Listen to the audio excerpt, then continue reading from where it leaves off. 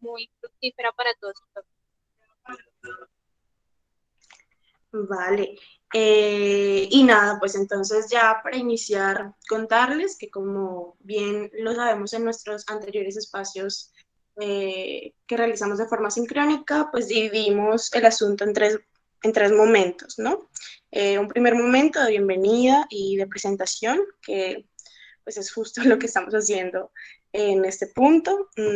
Luego iniciaremos por dar un abordaje del eje temático número 4 que tiene por nombre masculinidades y que como ya sabemos tiene una sola sesión que ha sido denominada masculinidades y violencia de género, el desafío de la deformación, para el cual nos acompaña el aquí presente Julián Carreño Neira, a quien le agradecemos muchísimo por pues sacar el espacio, el tiempo de su vida para podernos compartir un poco de sus saberes en la noche de hoy.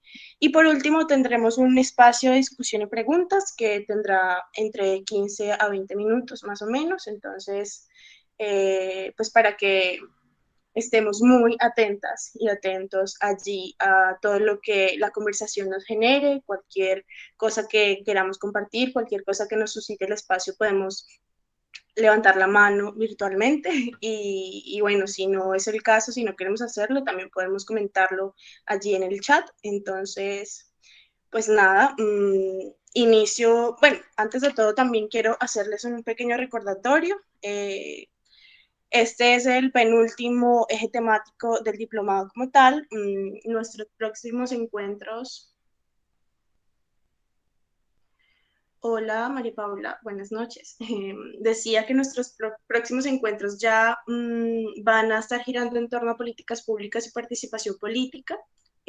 Tenemos unas últimas 4 sesiones después de esta, del diplomado antes del cierre, entonces, pues nada, me causa mucha emoción todo lo que ha sido este proceso del diplomado y bueno, a ver qué sale de este encuentro. Nada, Julián, te doy de nuevo la bienvenida al espacio. Él nos acompaña desde Bogotá. Pues ya tendrá su momento para presentarse. A partir de ahora creo que te damos la palabra y bueno, pues estamos por aquí pendientes a lo que sea que se necesite.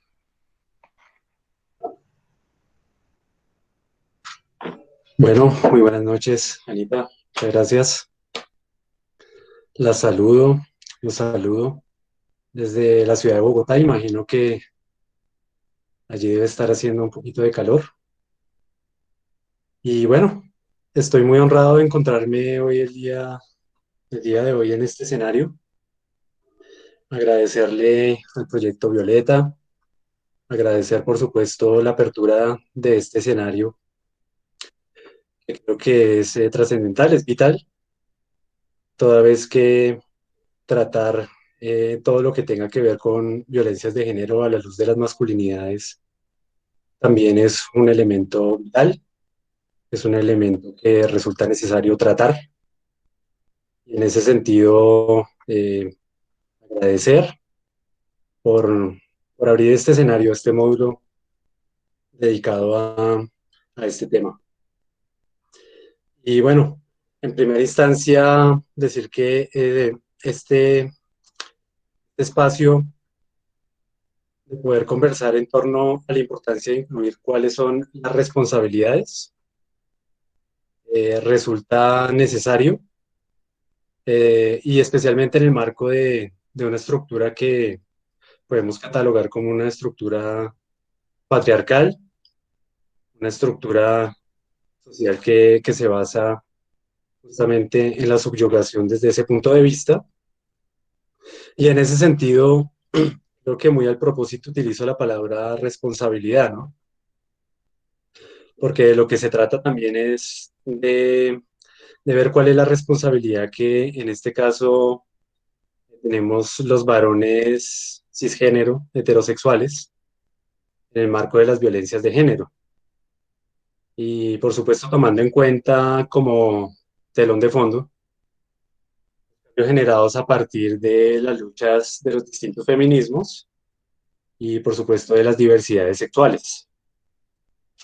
Y en este sentido, también preguntarnos acerca de nuestra responsabilidad para efectos de identificar, poner en cuestión lo que se ha llamado como mandatos, que yo también quisiera ponerle el título de ordenanzas, y también diría de todo aquello que tiene que ver con los sistemas de creencias introyectados, ¿no? Y utilizo esta palabra muy al propósito para expresar que todos estos sistemas de creencias, todos estos mandatos que están incorporados, introyectados, tienen que ver justamente con la incorporación de un sistema de creencias que muy al propósito viene desde nuestro sistema de formación, viene por supuesto desde todas las instituciones que tienen un rol en la educación, tiene que ver con las familias, tiene que ver con todas las instituciones circundantes que de alguna u otra forma tienen algo que ver con la manera bajo la cual generan este tipo de identificaciones, este tipo de estereotipos, y que es importante tomarlo en cuenta. Yo al propósito de la introyección traje a colación una cita de Fritz Perls, quien es uno de los creadores de la terapia Gestalt. Y me gusta mucho lo que él plantea porque él básicamente lo que dice es que, lo voy a citar muy literalmente, dice, yo sostengo que cada introyecto, sea parcial o total, es un cuerpo extraño dentro del organismo. Solo la destrucción completa, como preparación para la asimilación, aporta algo al mantenimiento y al desarrollo del organismo. Y me llama mucho la atención expresarlo en estos términos, incluso organísmicos, porque justamente uno de los argumentos en relación con las lógicas binarias, de las maneras bajo las cuales se manifiesta el género, tiene que ver con una idea un tanto falaz en relación a que el binarismo hace parte de la naturaleza. Y en ese sentido, me gusta mucho esta cita porque es expresar que esos introyectos son ajenos al organismo, ¿no? Que son incorporados socioculturalmente en los cuerpos, en los constructos sociales, en la parte individual y en la parte obviamente comunitaria y colectiva. Y muy al respecto del tema, eh, por supuesto, decir que la naturaleza tiene expresiones muy diversas y mucho más amplias que el binarismo de la heterosexualidad normativa. Y en ese sentido también preguntarnos eh, cómo se pueden vivenciar masculinidades divergentes y disidentes que sean, válgase la redundancia, distintas a la violencia y a la humillación. Y también cómo se pueden generar estas formas divergentes en distintos contextos socioculturales y creo yo también que existenciales, ¿no? Ahorita vamos a hablar un poquito de por qué introduzco la idea de la existencia. Y en ese plano, unas coordenadas y un encuadre de este conversatorio, desde mi punto de vista, debería abordarse desde un enfoque crítico de género, entendiéndolo como una mirada que nos permita problematizar cómo llegamos a ser varones y cómo llegamos a ser mujeres. Por supuesto, por qué existen todas estas improntas que estábamos hablando ahorita como sistemas de creencias acerca de cómo debemos ser varones y cómo debemos ser mujeres. Y cómo tales mandatos generan relaciones sociales desiguales y violentas. Luego, entonces, desde mi punto de vista, se trata no solo de describir las relaciones de género, sino de comprender y escudriñar su carácter injusto. Y por otra parte, cuando estaba mencionando ahorita todo lo que tiene que ver con las pautas existenciales, por supuesto, todo lo que tenga que ver con de nosotros en el mundo, ¿no? De nosotros en la existencia.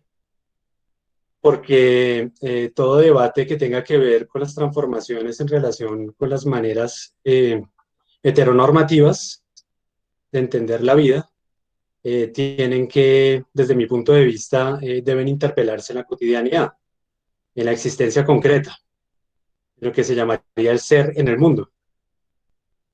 Y el darnos cuenta, para el caso de los que somos varones heteronormativos, cisgénero, hace parte prácticamente del darnos cuenta y de la conciencia ampliada desde el punto de vista de la existencia cotidiana.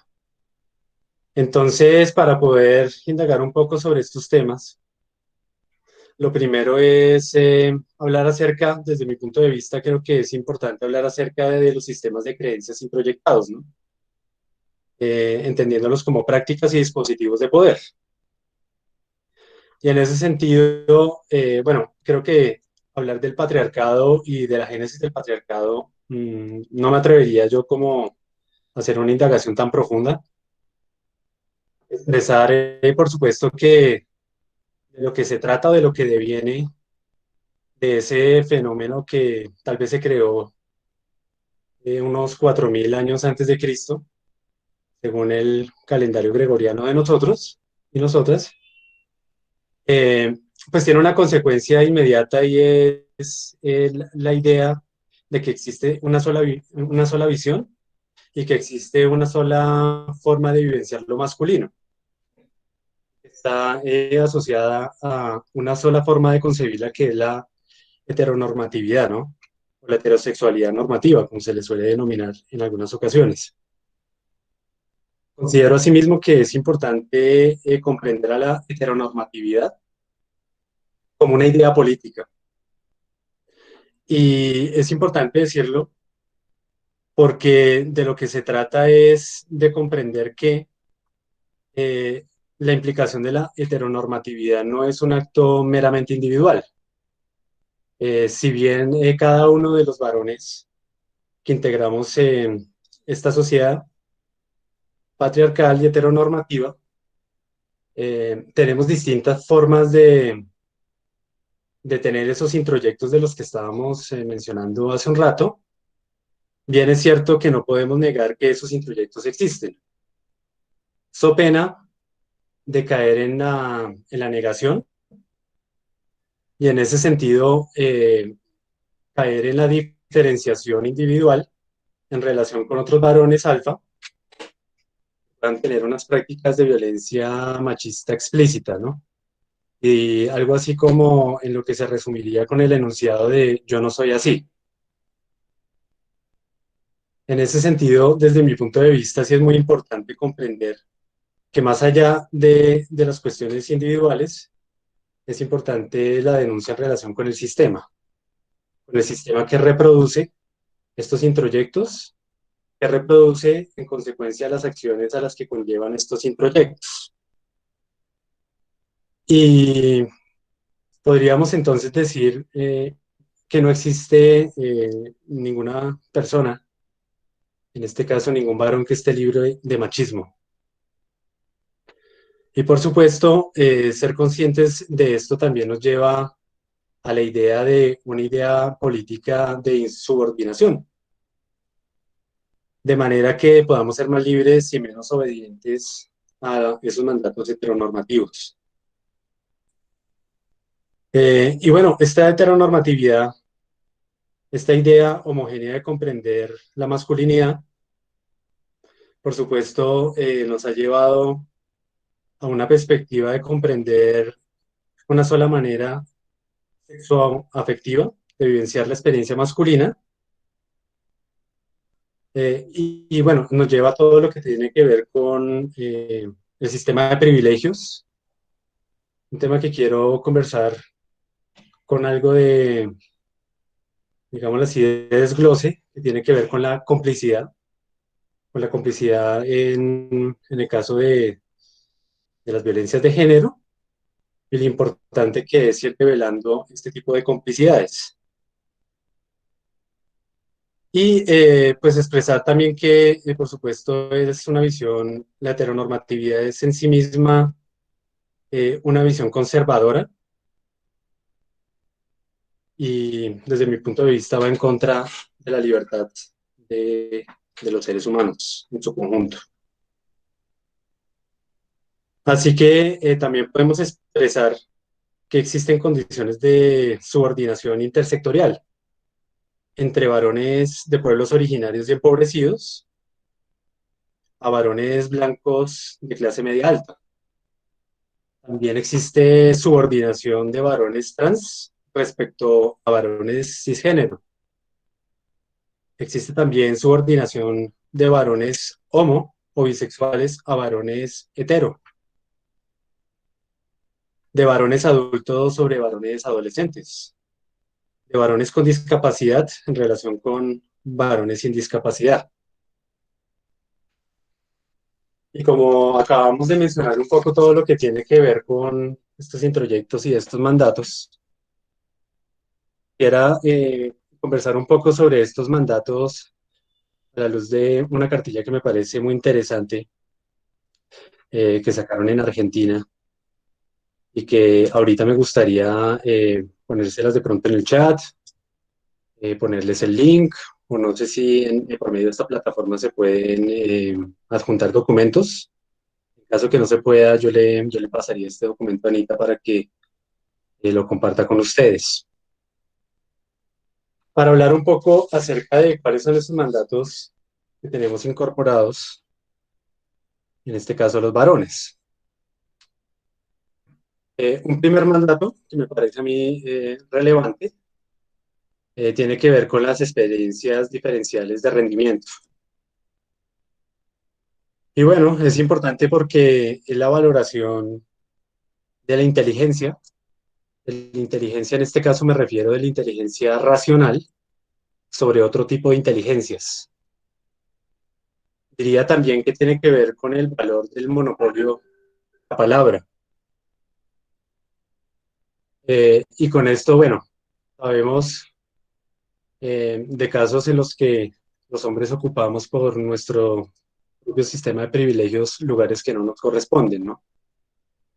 Y en ese sentido, pues es un mandato que está incorporado desde el punto de vista público, es un mandato que por supuesto tiene que ver con eh, esos introyectos que hemos venido teniendo desde la adolescencia,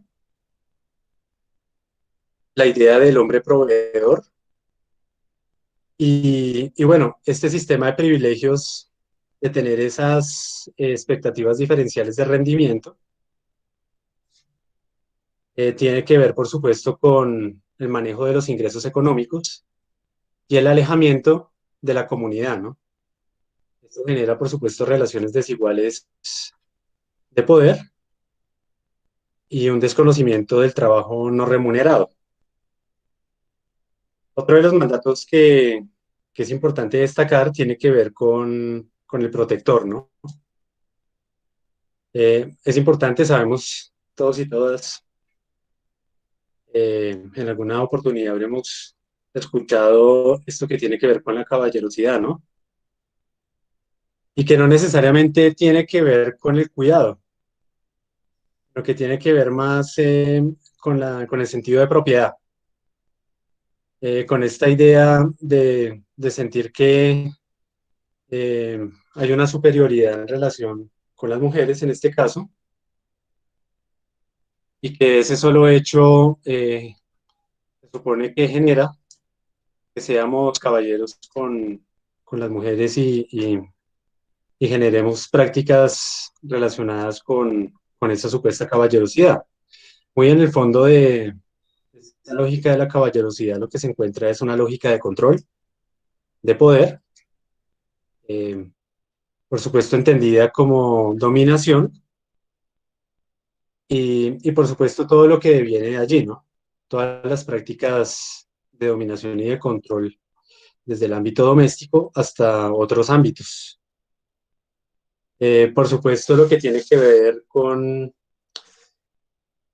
el mandato del creador. Antes de continuar, yo sé que ustedes han puesto algunos mensajes, sin embargo, como estoy en este momento facilitando la charla, eh, agradecería mucho si de pronto Anita o Diana pueden ir recogiendo las preguntas y poderlas responder un poco al final de la conversación para que podamos seguir un poco con el hilo. ¿Sí les parece Claro, o decían que vayamos respondiendo las preguntas? no, no era una pregunta, yo estaba suscitando el Ah, ¿eras espacio tú? de pregunta. Sí, entonces, uno, cualquier cosa yo recojo aquí, si te parece y si les parece, compas, al final, pues en el espacio de precisamente discusión y preguntas podemos ir abordando. Listo, vale. Muchas gracias por tu aclaración. Sí, acabo de ver que estabas era solicitando levantar la mano para las preguntas. Bueno, estábamos hablando hace un ratico de este mandato que tiene que ver con el procreador, ¿no? Creo que es uno de los mandatos más determinantes, sobre todo si lo vemos a la luz de la complicidad. Por medio de este mandato de la procreación, se nos habla acerca de todo lo que tiene que ver con el rendimiento desde el punto de vista sexual, todo lo que tiene que ver con la virilidad y una serie de imaginarios que circundan a este mandato, ¿no? Por supuesto, tiene que ver con una supuesta liberalidad. La heteronormatividad siempre va a exigir que nosotros los hombres seamos invulnerables en ese plano y nos va a demandar, por supuesto, un desconocimiento en relación con muchos aspectos que tienen que ver con la manera como expresamos nuestras emociones. Por lo particular, siempre todo va a estar reductible a todo lo que tiene que ver con una sexualidad dominante y no con una sexualidad vincular, ¿no? Y de conocimiento, por supuesto, de nosotros mismos y del campo relacional. Allí hay un reto bastante grande, porque desde el punto de vista de la complicidad entre varones, género heterosexuales, por allí circulan muchas de las situaciones que tienen que ver con consecuencias tanto sociales a nivel comunitario y demás, como personales. Y habíamos hecho alusión hace un momentico a lo que tiene que ver con la gestión emocional. Y creo que es muy importante porque definitivamente esto que estábamos hablando de la invulnerabilidad, por supuesto, hay una serie de capas en el ámbito emocional que hacen que nosotros los hombres no podamos expresar nuestras emociones so pena de ser catalogados o estigmatizados eh, como personas que no son masculinas. Y por supuesto, valorados y evaluados a la luz de ese tipo de masculinidad que es la heteronormatividad, ¿no? Es algo así como si cualquiera que se salga de ese molde, ¿no? De la heteronormatividad, tuviera que ser señalado públicamente. Y por supuesto, hay una complicidad implícita, una especie de valoración en en la que permanentemente estamos siendo revisados y que sin duda tenemos que indagar y tenemos que transgredir en el momento de romper estos pactos que se establecen y que vamos a hablar en un ratico. Hay unas emociones que son consideradas como patrimonio masculino. La ira y el enojo, por ejemplo, son ese tipo de emociones, mientras que el miedo, la tristeza y la ternura pareciera que no estuvieran incorporados en la humanidad de este tipo de varones. Y bueno, añadiría también que los espacios para expresar las emociones eh, sabemos cuáles son, ¿no? Se trata de los bares, se trata de los estadios, los no lugares o los lugares digámoslo así, que no son físicos, son las adicciones y las conductas temerarias, ¿no? También tienen una fuerte cuota en relación con esto que estábamos llamando la complicidad, ¿no? Esta valoración colectiva acerca de la violencia callejera, del alcoholismo, de este tipo de situaciones que tienen que ver con conductas temerarias como consecuencia inmediata de esa valoración colectiva. El mandato de la autosuficiencia, la de no necesitar ayuda, la de no confiar en nadie, la imposición de las reglas a los demás, etcétera, ¿no? Entonces, desde esta lógica heteronormativa se valora de una buena forma, según esta visión, el ser arriesgados, el ser ofensivos, el ser tenaces, el ser impositivos, ¿no? La razón que lo estábamos mencionando hace un ratico que tiene que ver justamente con las expectativas diferenciales de rendimiento.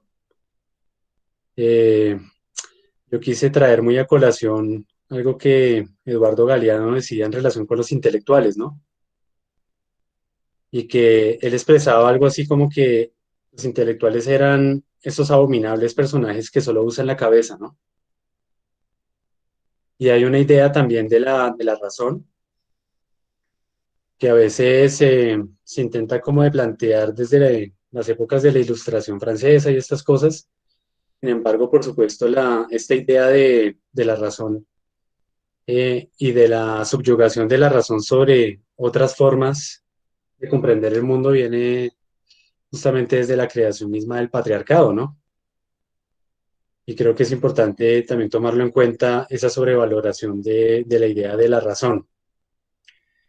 Y en ese sentido, la imposición racional colonial sobre los cuerpos, sobre las culturas, sobre las orientaciones sexuales, sobre las etnias. El monopolio de la palabra en la ciencia, que, que muchos varones ostentan en la política y en la academia. Y por supuesto, una lógica androcéntrica en varios de los aspectos y de los espacios donde hay participación, ¿no? Esta idea del privilegio de la palabra que estábamos mencionando hace un rato. Los efectos de todos estos privilegios, porque hay que expresarlo, digamos así, como efectos de privilegios, eh, pues claramente tienen efectos en lo que estábamos mencionando de las conductas temerarias, un aspecto que yo considero fundamental que tiene que ver con la falta de autocuidado. Hace poco, un colectivo que trabaja aquí en Bogotá que se llama Manes a la Obra, estuve desarrollando una serie de conversatorios muy interesantes sobre el autocuidado y la ecomasculinidad. Y, y bueno, yo mismo también tuve la posibilidad de facilitar un espacio sobre este tema, porque en definitiva el autocuidado es uno de los elementos claves que es desdeñado desde el punto de vista de la heteronormatividad. No es bien visto que un varón se cuida a sí mismo y, y a todas luces resulta vital el autocuidado desde el punto de vista físico, desde el punto de vista, yo diría, psicológico, desde el punto de vista personal y por supuesto una lógica de cuidado hacia la naturaleza y y hacia todas las personas que habitamos este mundo, ¿no? Por supuesto, sabemos que el patriarcado busca una subyugación de los seres humanos y de la naturaleza en su conjunto, ¿no? Entonces, a la hora de hablar de ecomasculinidad, por supuesto, se habla del cuidado de sí, y se habla del cuidado de la naturaleza, y se habla de los múltiples cuidados que es importante tener, ¿no? Y esto, sobre todo si lo miramos desde el punto de vista de los problemas de la salud psicológica y física, cuando estábamos hablando del protector y del rendimiento sexual, estábamos también haciendo alusión, por supuesto, uno de los costos grandes tiene que ver con la promiscuidad, y la valoración del rendimiento fálico de la sexualidad, la violencia callejera, la resistencia al alcohol y las drogas, ¿no? Desde ese punto de vista. Y bueno, esto para dilucidar un poco lo que tiene que ver con los mandatos. Antes de continuar ya con los escenarios que yo considero que son importantes de reflexionar en torno a lo que se viene trabajando en términos de masculinidades, quisiera preguntarles si consideran que debamos avanzar en algunas preguntas en este momento o si consideran que podríamos avanzar con lo que viene. No sé si de pronto quieren ponerlo en el chat o si alguien quiere opinar en relación con algo que hayamos conversado en este momento.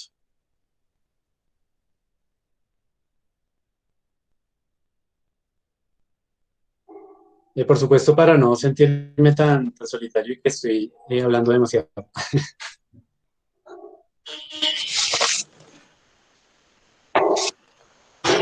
Estamos, ¿cómo estábamos?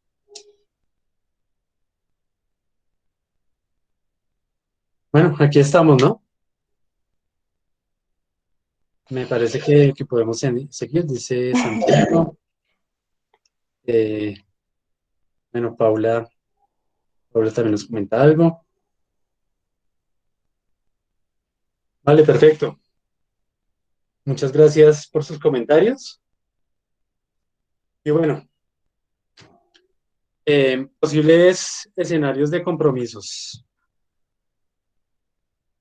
Eh, yo diría que hay un primer escenario importante en relación con esto que estábamos mencionando de la complicidad y tiene que ver con el compromiso y la responsabilidad de romper el pacto y la complicidad.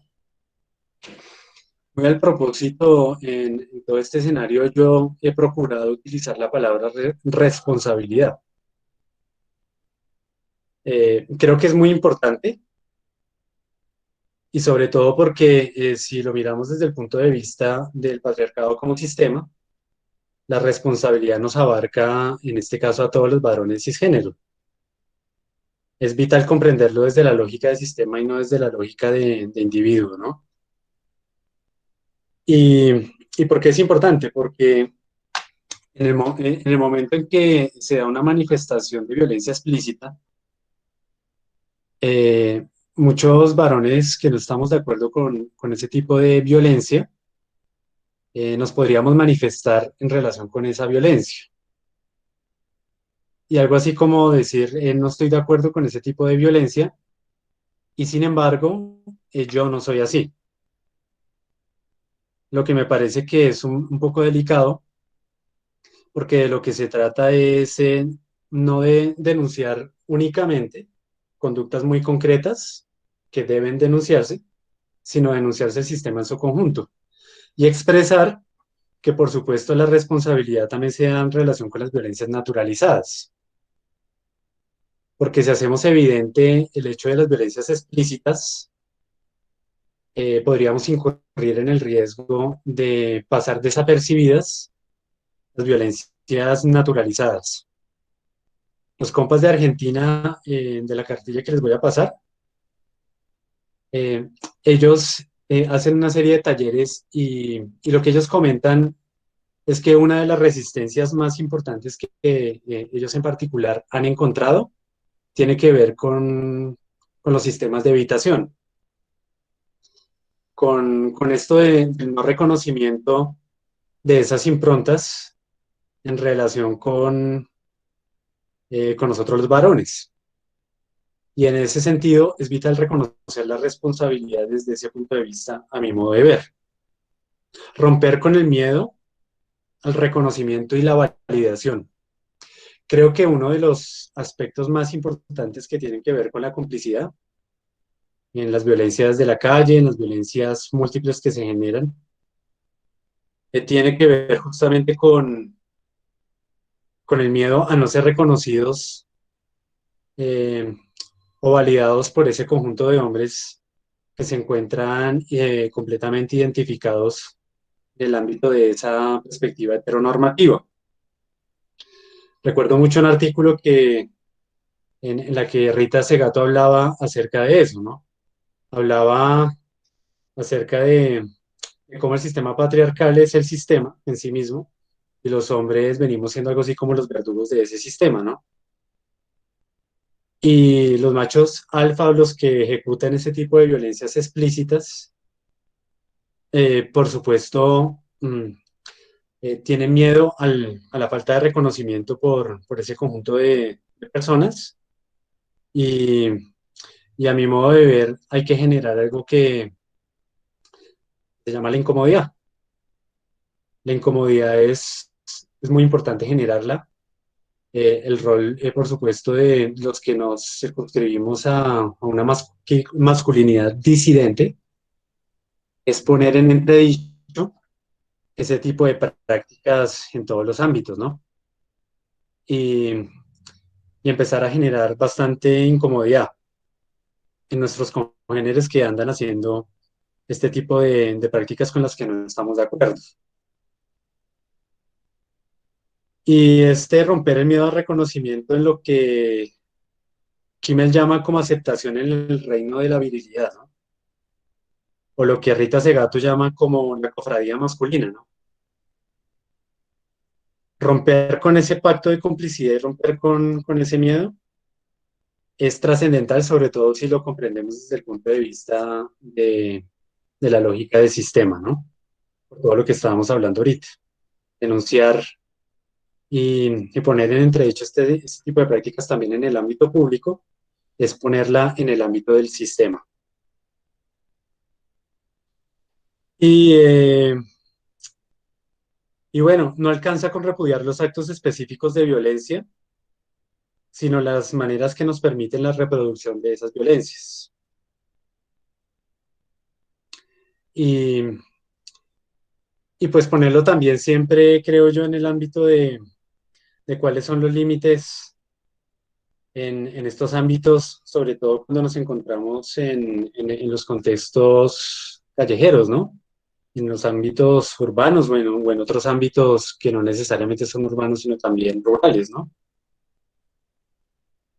Para recordar esa frase tan concurrida, por lo menos en Argentina, en México, y siempre estar incomodando bajo el enunciado de no es no. No es no, y siempre estar recordando esa frase en todos los ámbitos en los que nosotros veamos que hay situaciones de vulneración por parte de mujeres o o de cualquier expresión de diversidad sexual. Y el otro tema, por supuesto, ya tiene que ver con el elemento disidente, ¿no?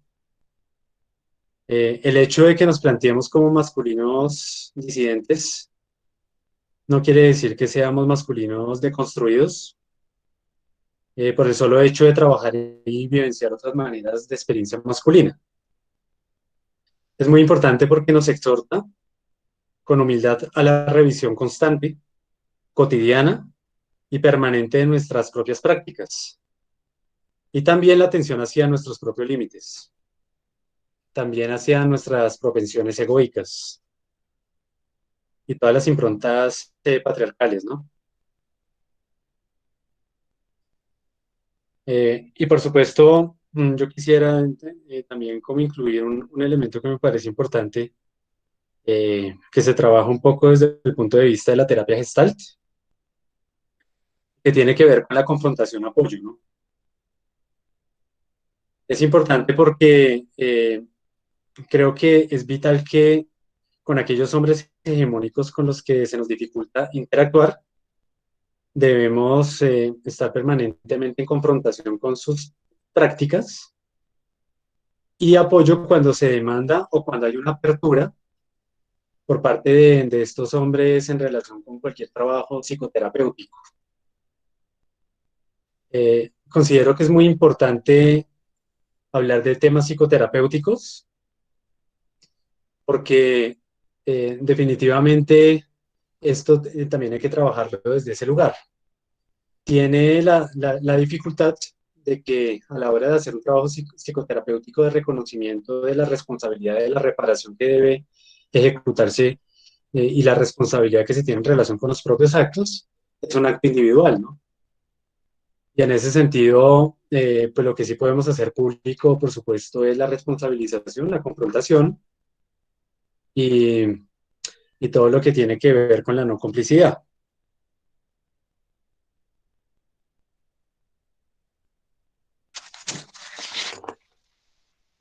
Bueno, por supuesto, todos los espacios que se puedan generar, abrir.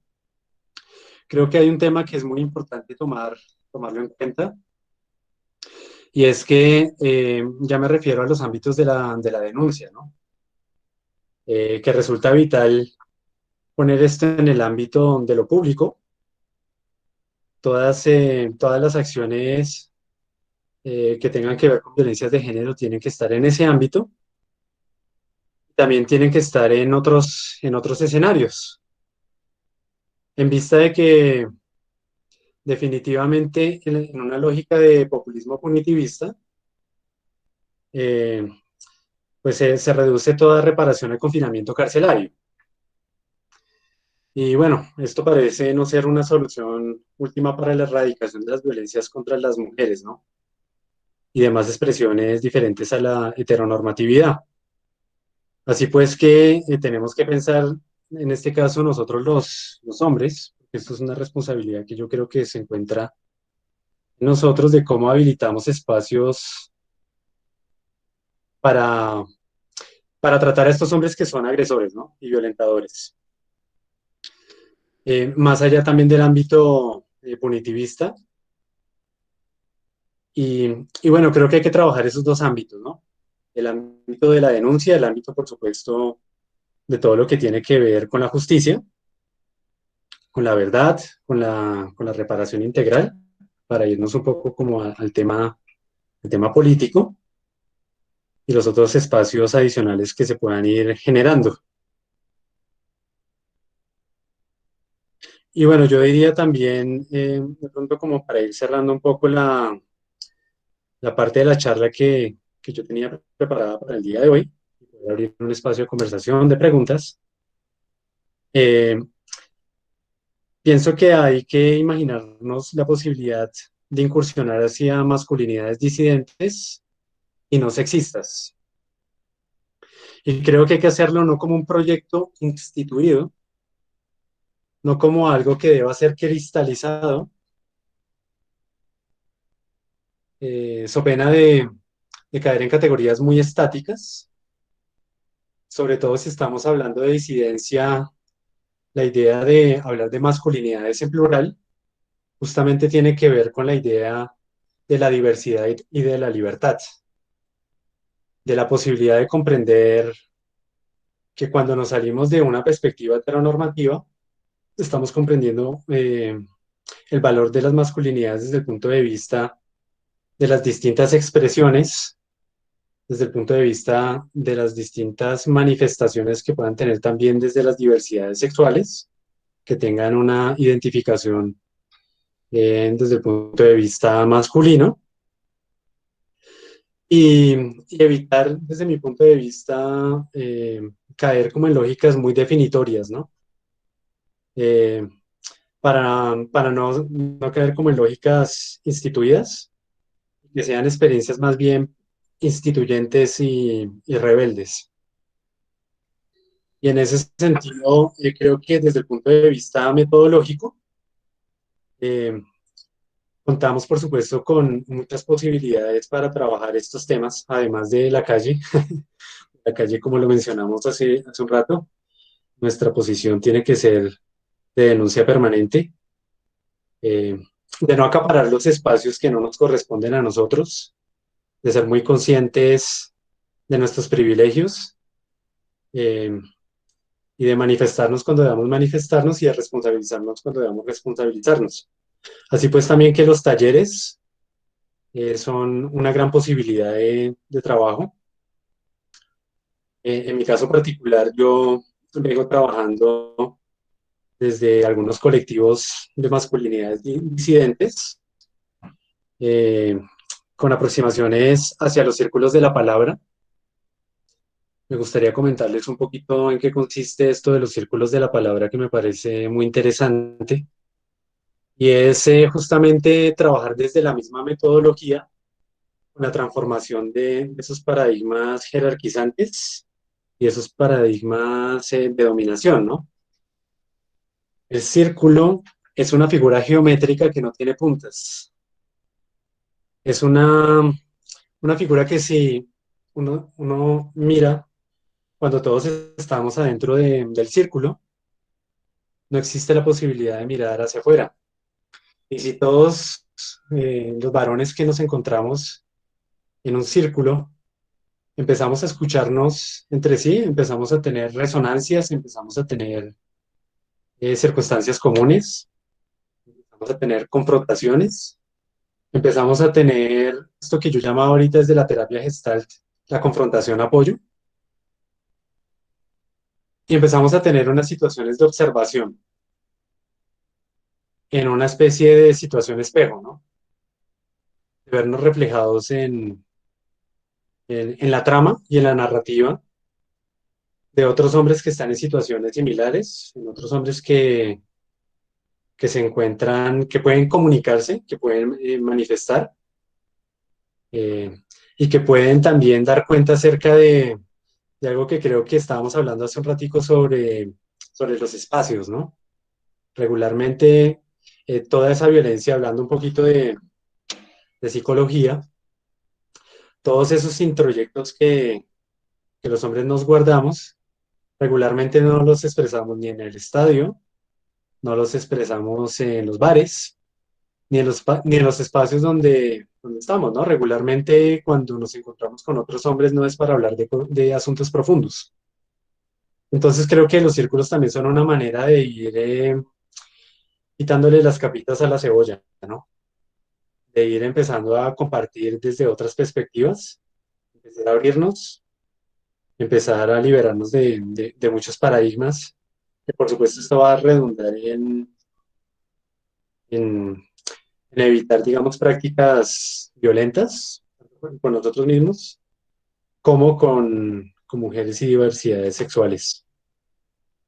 Los espacios reflexivos, confrontativos y de apoyo. Y por supuesto lo que yo estaba mencionando ahorita con el tema de, sin profundizar mucho filosóficamente sobre esto, del existencialismo, ¿no? Promover la existencia concreta, la revisión constante, algo que podríamos llamar el darse cuenta permanente, que solo se puede generar a partir de eh, una, ¿cómo lo diría? Como una revisión constante del darse cuenta, en que este darse cuenta signifique una especie de obsesión, sino el darse cuenta permanente de lo que nos viene sucediendo y de cómo podemos transformar también lo que nos viene sucediendo. Bueno, esto sería como por lo que yo tendría que compartir con ustedes. Eh, para de pronto ya abrir la palabra, eh, Anita me presentó al comienzo, sin embargo, pues me solicitó el favor que me presentara. Acabo de caer en cuenta, hablando del darme cuenta, acabo de darme cuenta que no me presenté al comienzo.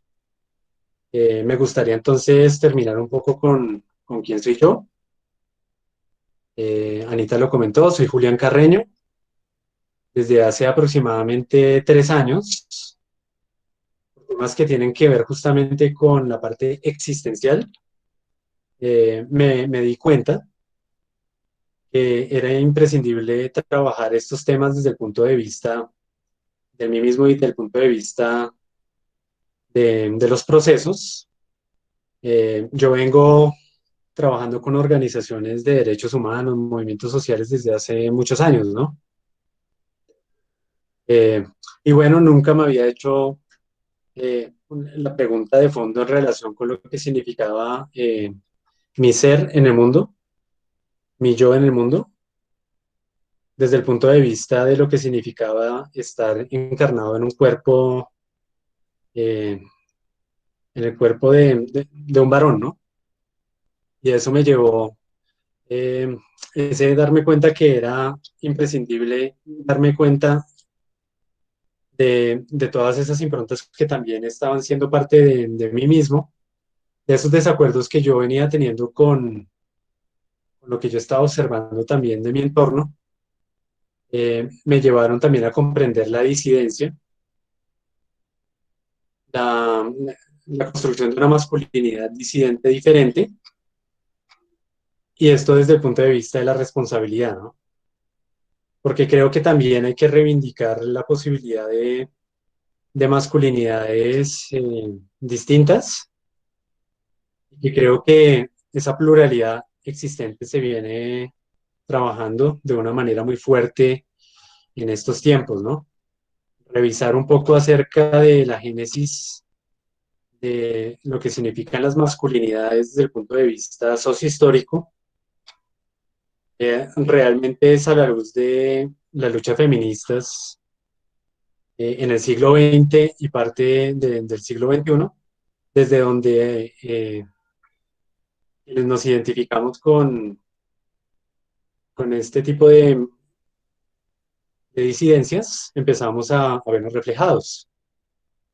Y por supuesto, desde la década de los 80, que empieza un pequeño movimiento en Europa, y bueno, todo lo que se viene llevando a cabo en estas épocas y en estos tiempos que creo que tenemos que, en este caso los varones cisgénero no, heterosexuales, perdón, eh, empezar a hacer resonancia y a trabajar fuertemente en estos temas, porque todavía se trata de esfuerzos muy insulares, ¿no? Eh, Pareciera, yo tengo la sensación cuando veo que hay muchas personas trabajando sobre estos temas bueno, que ya se ha venido generando una gran resonancia. Sin embargo, estoy convencido de que es muy insular el esfuerzo todavía, que somos muy poquitos los hombres que estamos trabajando en estos temas. Y bueno, es imprescindible y necesario que vayamos trabajando, vayamos generando este tipo de dinámicas en los contextos universitarios, en los contextos sociales en general, ¿no? Y, y bueno, yo dejaría por allí para que abramos en este momento la palabra, si te parece, Anita. No sé qué opinas. Claro que sí, Julián, muchísimas gracias por ese compartir de reflexiones. No sé si alguien por allí en el chat o, o por aquí levantando la mano quisiera expresar alguna inquietud, algún conocimiento, quisiera compartir algo. Ese es el espacio. Aprovechémoslo. Sí, se puede hablar.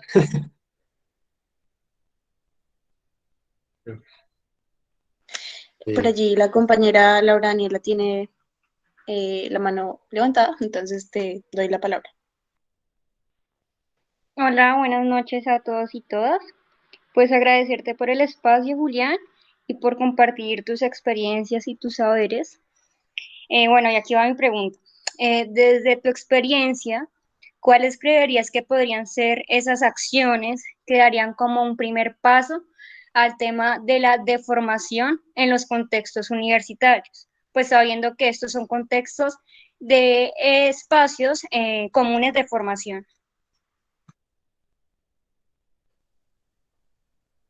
sí, Laura, buenas noches para ti. Gracias por tu pregunta.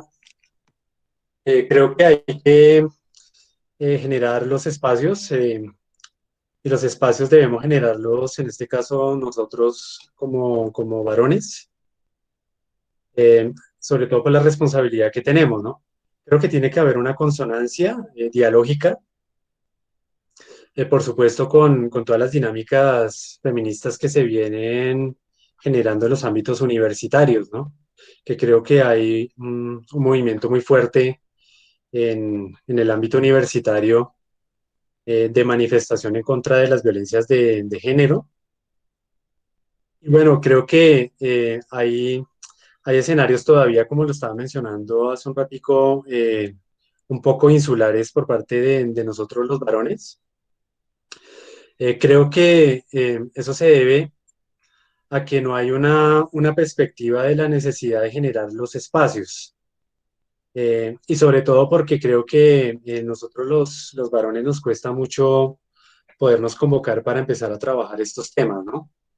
Eh, Digámoslo así que desde el punto de vista de los imaginarios sociales, desde el punto de vista de las maneras relacionales, eh, por ejemplo, en el ámbito de los feminismos hay sororidad, y yo siento que en el ámbito de nosotros los varones existe todavía mucha dificultad para podernos encontrar.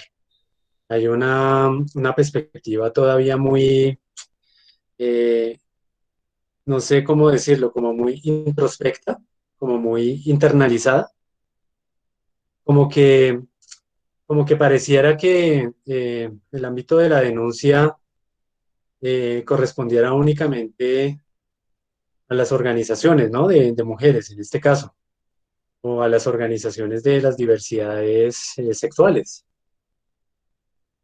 Y creo que hace falta un poco de conciencia de sí en relación con nuestro papel en todo esto, ¿no?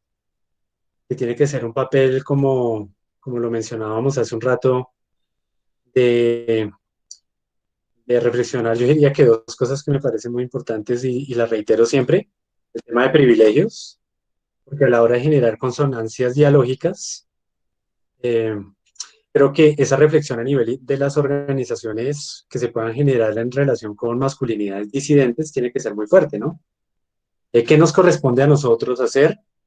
¿Cuáles son nuestros ámbitos de denuncia? ¿Cuáles son los puentes dialógicos que podemos establecer con las organizaciones feministas? Y por supuesto, el tema de los privilegios, saber cuál es nuestro lugar. Yo creo que fundamentalmente es eso, ¿no? Comprender nuestro lugar en esto. Y trabajar y hacer el trabajo también desde el punto de vista de la transformación de los patrones que hemos llamado como mandatos. Esas organizaciones estudiantiles debieran también hacer un trabajo en ese sentido. Para eso me parece que los talleres son muy importantes, ¿no? Porque creo que si nos quedamos únicamente en el ámbito de la denuncia, bueno, sabemos de algunas contradicciones que tenemos en los procesos, ¿no? Y puede pasar que existan contradicciones tales como eh, varones que vengan trabajando en estos asuntos de las masculinidades disidentes y sin embargo no hayan transformado sus propias prácticas. Eh, y vuelvo y digo, ¿no? Las transformaciones de nuestras propias prácticas no tienen que ver con asimilarnos como masculinos deconstruidos, muy al estilo del síndrome de producto terminado, sino asumir que nosotros tenemos prácticas machistas y que tenemos que trabajarlas permanentemente, ¿no? No nos vamos a salir del sistema y tampoco nos vamos a autocatalogar como masculinos deconstruidos, ¿no?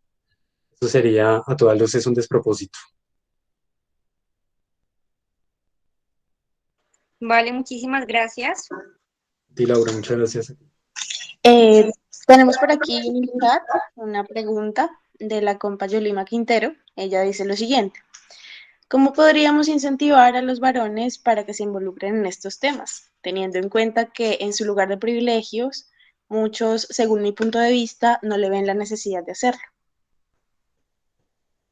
Sí, sí, sí, es muy cierto. De hecho, es una pregunta muy, muy interpeladora. Considero que los feminismos desde el punto de vista histórico han sido fundamentales para comenzar a trabajar temas de masculinidades, ¿no? Considero también que uno de los roles importantes que tenemos nosotros es ir generando ese tipo de, digámoslo así, de motivaciones, ¿no? Eh, es vital hacerlo y considero que hay una ventana muy grande para poderlo hacer, ¿no? Entre tanto, esto que todavía puede ser catalogado como una minoría, nuestra responsabilidad es ir generando las motivaciones para, para poder generar los espacios. Y considero que desde el punto de vista, Yolima, creo que también tu pregunta iba dirigida a cómo desde el punto de vista de las mujeres y de los feminismos se puede generar esas motivaciones. Eh, También es importante decir que desde mi punto de vista, esto lo digo yo, ustedes pueden motivar los espacios para que los hombres empecemos a trabajar desde estos lugares, que empecemos a encontrar esas redes y, y bueno, decir que eso es una responsabilidad que creo que ustedes, lo que sí podrían decirnos a nosotros es que no es responsabilidad de ustedes que nosotros generemos los cambios, ¿no? Sino que los cambios es responsabilidad de nosotros. Ustedes creo que pueden incentivar y pueden invitarnos a que hagamos ese trabajo, ¿no? Eh, He visto también en estas discusiones y en estas conversaciones que a veces llegan muchos hombres a los círculos de la palabra, a lugares donde trabajamos estos temas, y, y bueno, han sido algo así como dirigidos por mujeres, ¿no? Regularmente por sus parejas. Y eso me ha parecido excelente, eh, me ha parecido genial que suceda de esa forma, ¿no? Y en adelante lo que yo creo es que es una responsabilidad de nosotros, ¿no? Eh, y eso nos va a ir dando como también un direccionamiento de las cosas, ¿no? Eh, Ubicar la responsabilidad de cada uno, ¿no? Y de cada una en estos procesos.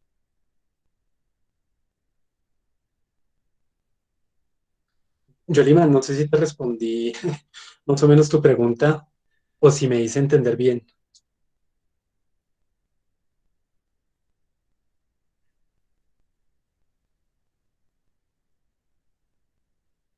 Vale, Yolima, muchísimas gracias.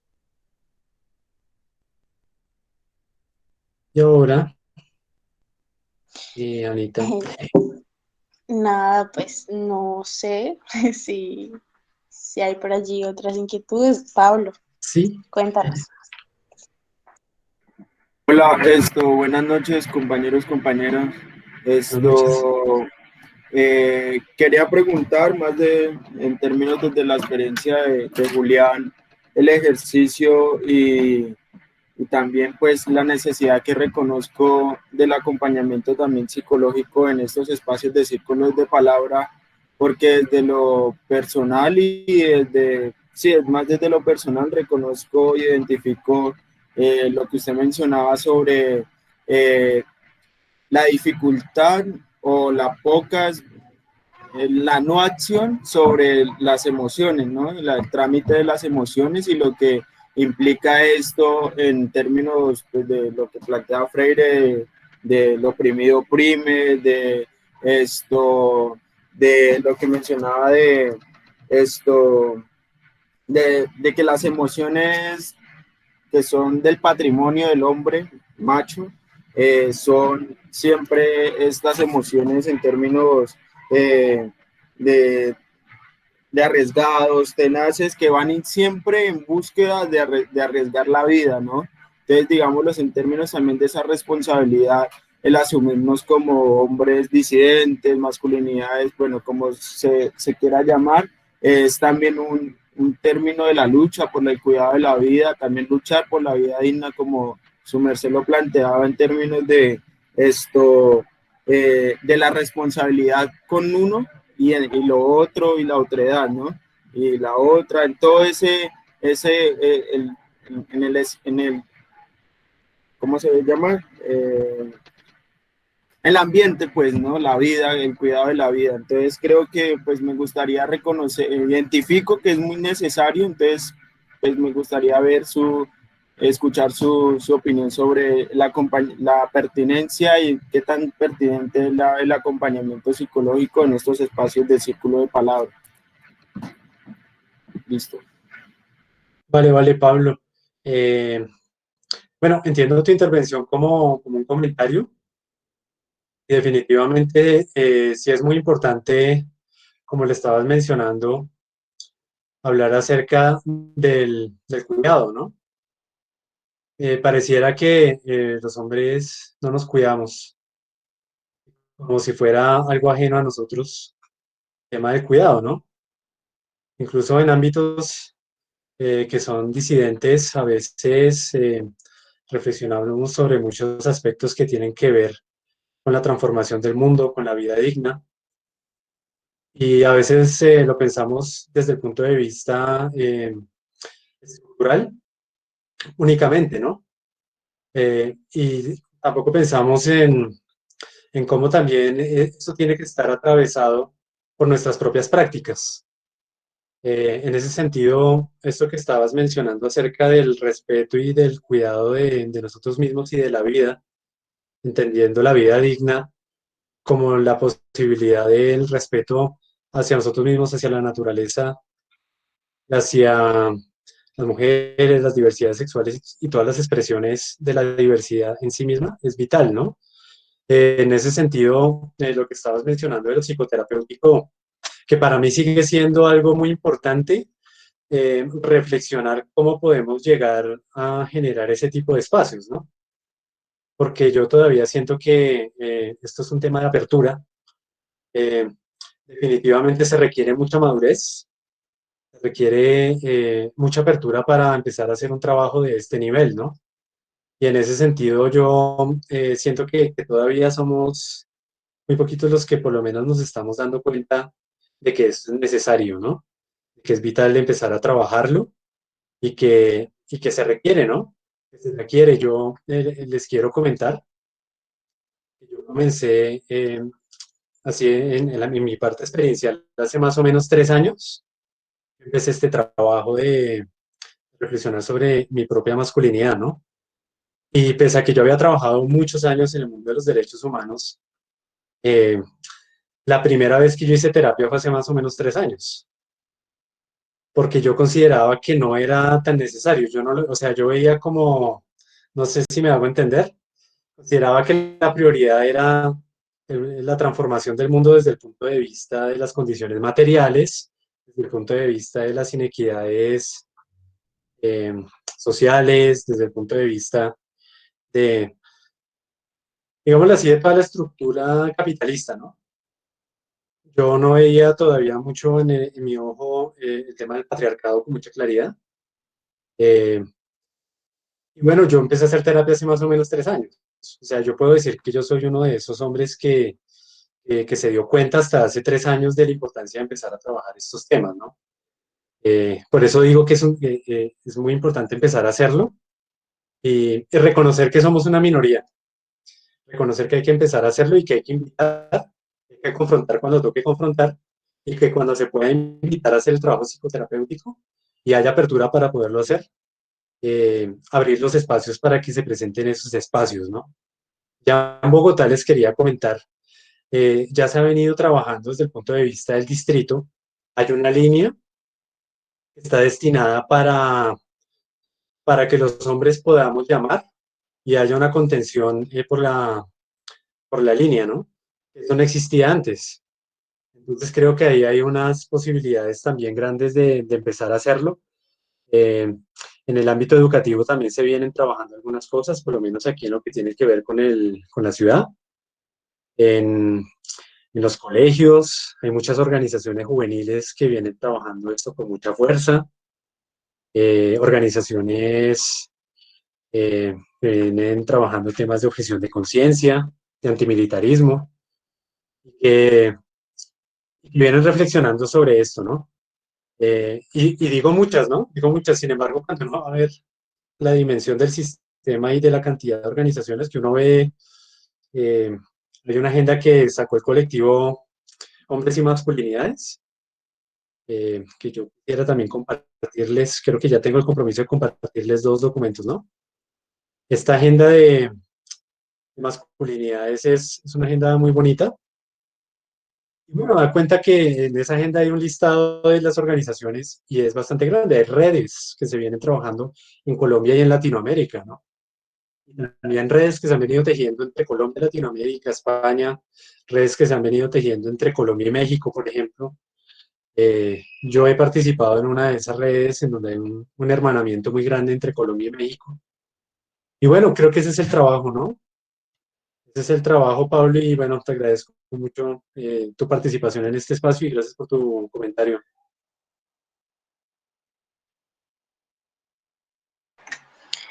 Qué pena, compas, no me parecían por aquí las manitos levantadas. No sé si les parece que tome la palabra Paula y finalmente Santiago.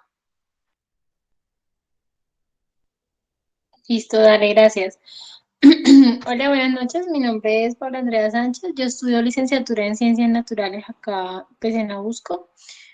Agradecerle por el espacio y tenía dos preguntas. La primera iba muy enfocada a la que hizo la compañera Laura, creo, en la primera intervención, en torno, pues digamos, esas reflexiones ya desde el ámbito, pues de las violencias en escenarios educativos, ¿no?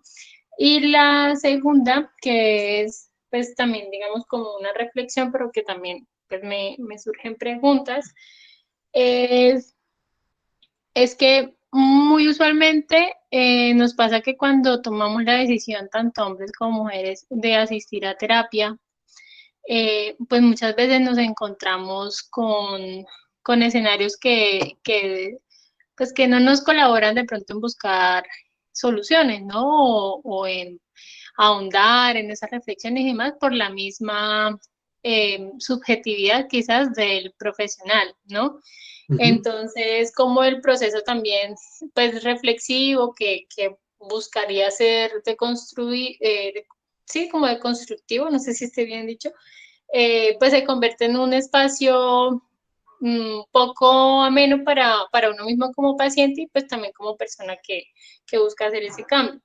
Entonces, pues la pregunta que me surge es cómo hacer precisamente que estas terapias, que los profesionales pues en trabajo social, en psicología y demás, aborden estas reflexiones desde un punto de vista pues no heteronormado, no hegemónico o antipatriarcal.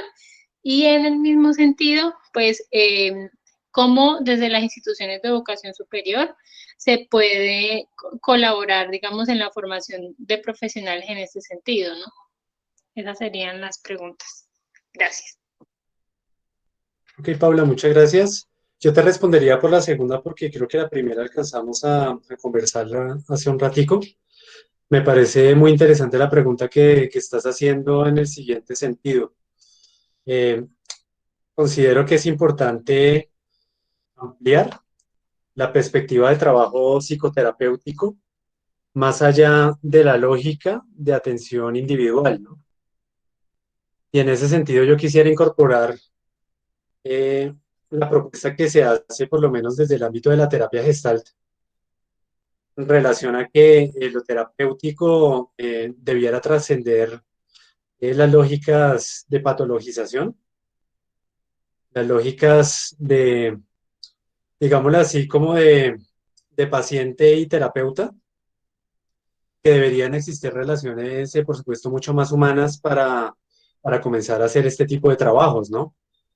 Recuerdo mucho que en una lectura que hice sobre este tema, se decía que la terapia no se reduce únicamente al ámbito de la atención individual, ¿no?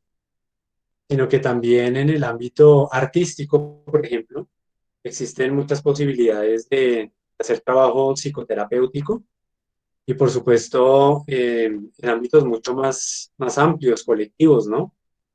Entonces, creo que uno de los aspectos que son fundamentales es el relacionamiento, ¿no? Comprender también que no necesariamente todo lo que se llama psicoterapia está únicamente reducido al ámbito de los profesionales de la salud, ¿no?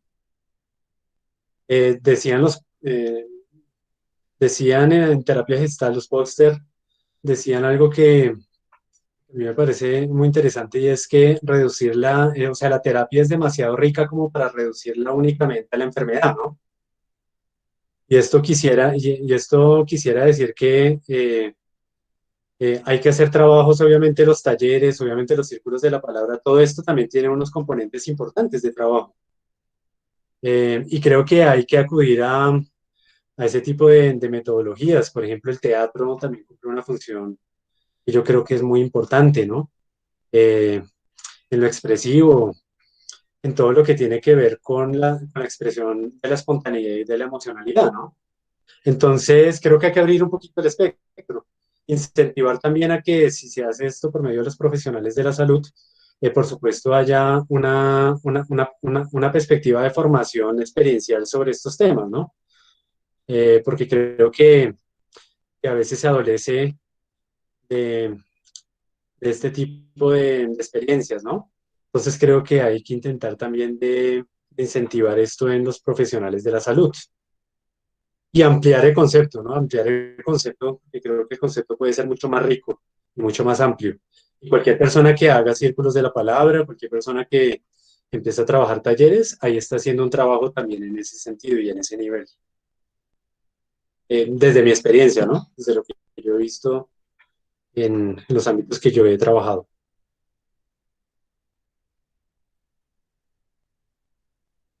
Vale, muchas gracias. Vale, a ti, Paula. Compa Santiago. Bueno, gracias. Pues muchas gracias, Julián, por esas reflexiones. Creo que permiten ir comprendiendo y desaprendiendo, digamos, las prácticas que hemos tenido históricamente como hombres digamos, cómo ese género históricamente ha tenido, pues, digamos, un rol de poder, o digamos, ha tenido un poder históricamente en la sociedad que no ha sido equitativo con las mujeres, digámoslo así. Entonces yo por ejemplo, hacía unas reflexiones, una desde un punto de vista personal y otro desde un punto de vista político. Y por ejemplo, desde lo personal, yo me preguntaba, ahora escuchando, cómo éramos en el colegio. Entonces yo estudiaba en un colegio pues de puros hombres, ¿sí? Masculino. Y ya voy. Espera que estoy. Vale. Eh, entonces estamos estudiando en un colegio masculino de puros hombres, pues. Entonces siempre había como digamos que la persona, bueno, estudian el Salesiano, y al lado había un colegio de puras mujeres que es el María Auxiliadora. Entonces, siempre se tenía como la perspectiva de que el man, el hombre, el estudiante, pues el compañero más, como el más bacán, el más fuerte, el más bonito, sí, digamos como el que tiene más parla, digámoslo así, todo eso, tenía mucho mayor poder y entonces era como que casi todo el mundo lo veíamos como, no, ese man es el que hay que seguir porque es el que le para bola eres y tal. Es decir, había una como hipersexualización de las conductas entre los mismos compañeros.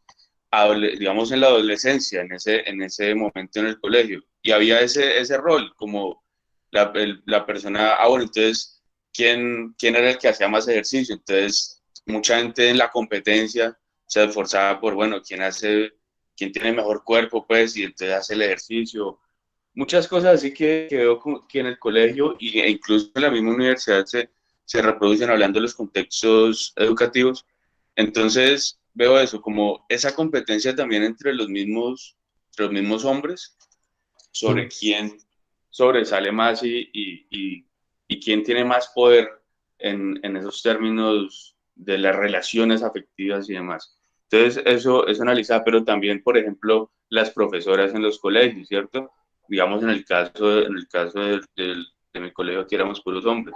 Claro, y no puedo decir que no, muchos adolescentes en ese momento, pues veíamos no, la profesora bonita, entonces quién se le acercaba a hablarle, etcétera, ¿sí? Entonces, creo que eso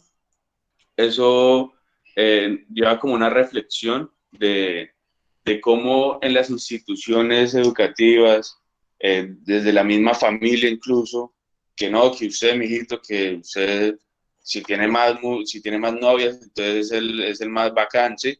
Toda esa cultura patriarcal que no solamente se da, digamos, en el ámbito del género, sino también alrededor del sistema, de cómo se ha reproducido históricamente, pues es lo que nos debe llamar a reflexionar. Y lo segundo, en el ámbito político, pues decía también cómo se viven los roles en las organizaciones políticas, por ejemplo. o en las organizaciones sociales y demás. Entonces yo, por ejemplo, veía que pertenecía a un partido, veía que la compañera de un viejo pues histórico del partido y demás, pocas veces asistía a las reuniones, pocas veces asistía a las reuniones, a las discusiones, pero entonces a ella era la que le llamaban para hacer el engrudo para pegar los afiches. Entonces la vinculaban a las tareas domésticas, incluso en las mismas organizaciones. No era como su rol en las decisiones políticas, en participar en los grupos, en los centros, bueno, en los espacios, pues, sino relegadas igualmente a, bueno, a decorar entonces el salón, ese tipo de acciones o de roles que históricamente bajo el sistema se han relegado a las mujeres. Entonces, ahí también analizaba cómo también desde las mismas organizaciones o semilleros de investigación, cómo empezar a ver cómo estamos dividiendo también el trabajo o cómo las organizaciones crean unos vínculos. Y por acá leía también el tema de la ética del cuidado, que la ética del cuidado es poder, es decir, es como generar una lógica de poder no acumulativo, sino una lógica de poder donde se expresa una serie de vínculos complejos, pero no jerárquicos, ¿sí? Entonces, creo que ahí desde ese enfoque el feminismo se puede mostrar también en la academia y en la política a desnaturalizar la división de los roles de género y transformarlos también. Y por último, y ya perdón que me alargué, pero pues quería hacer reflexiones.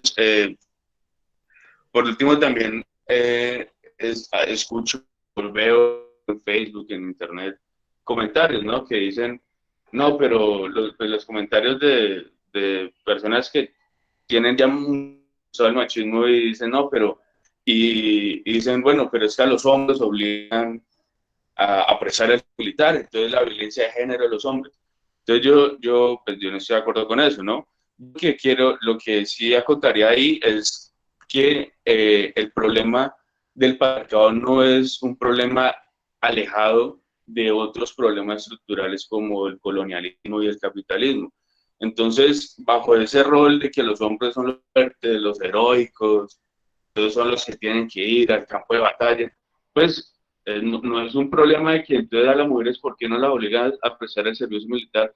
Sino porque tenemos un Estado violento que obliga a las personas a prestar el servicio militar en una lógica del poder desde la violencia, desde el poder, digamos, autoritario, ¿no?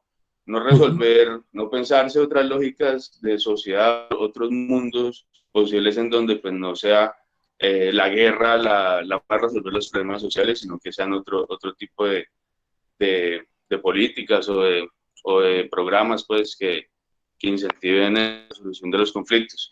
Entonces, eso, quería hacer esas reflexiones, perdón, me extendí un poco, pero igual, pues, alrededor de eso quería hablar sobre lo que Julián nos comentó en su exposición.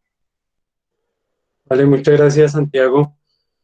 Pues agradecerles a ustedes por el espacio. Estoy muy honrado de haber compartido esta